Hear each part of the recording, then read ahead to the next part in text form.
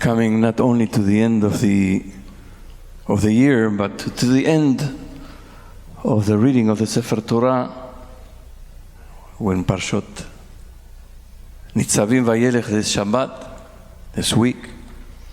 In Parshat Vayelech, as Moshe is coming to the end of his life, God tells him, you're about to die.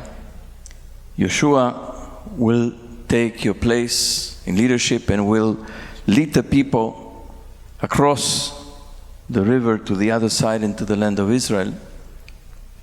But know that your people go astray. They will abandon me, they will forsake me, they will betray me, they will worship other gods. And God says, Ve'anochi aster astir et panai bayom hahu. I will surely hide my face on that day because of all the evil they have done in turning to other gods. I will hide my face. This is a concept known as Ester Panim, the hiding of God's face. This concept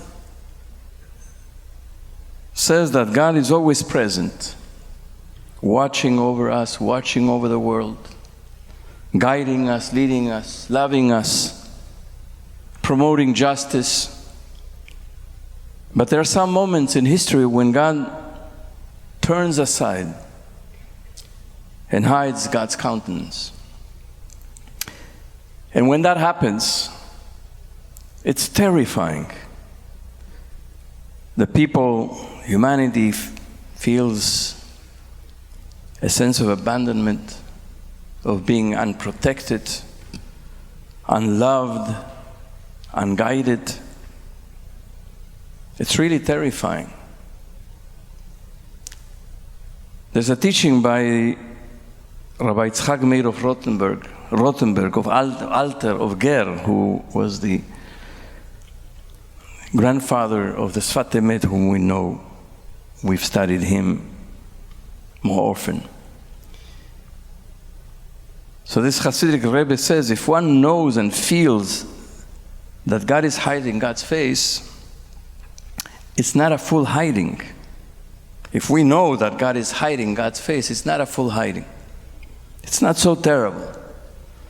For then one longs for the revealing of the Shekhinah, and this longing will eventually smash all barriers and partitions.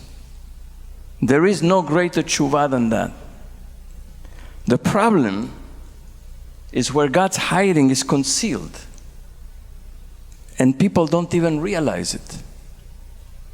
Then there is no seeking of God, and there's no hope.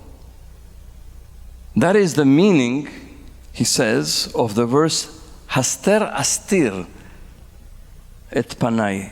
See the doubling of the word haster. I will hide the fact that I'm hiding from you. I will numb your hearts and dull your feelings so that you won't even realize that God is lacking in your lives. It feels like we're living at a time of Ester Panim, of the hiding of God's face. We human beings have the ability to cause God to hide God's face, to drive God into exile from the world. Yes, the world seems to lack grace, holiness, love, justice, peace.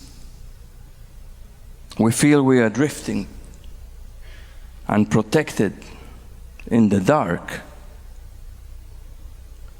And yet, we feel and are aware of God's concealment. And that's a great thing. Because we can feel the yearning.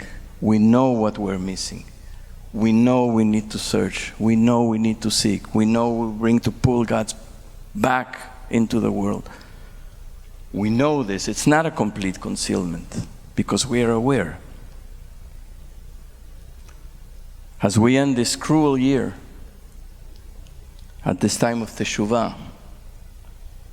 I pray that we can do Teshuvah so deeply and so intentionally that we can pray with such yearning, with such longing, with such love, with such desire to bring God back and to have love and grace and holiness and peace and justice in our world, that we can do it with such intensity.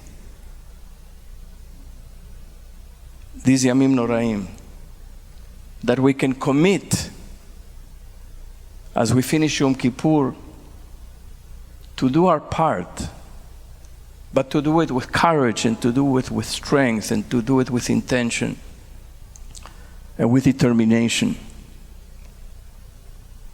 and to smash all the barriers and the partitions that keep God away from us and from the world. I want to share with you a beautiful story that is told of the Maggid of Mezerich. He was walking one day with some of his Hasidim, and he saw a little girl standing behind a wall and crying. "Why are you crying, little girl?" he said. The girl says, "I was playing hide and seek with my friends," said the little girl, "and I was hiding, but they didn't come looking for me." The Maggid sighed and said to his Hasidim, in that little girl's reply, I heard the lament of God. I will surely hide my face. I hid, as it were, and no one came to look for me. And so let's seek, let's search within our hearts, within our souls, and let's end the concealment. And may we have a year with God's full presence in our hearts, in our lives, and in our world.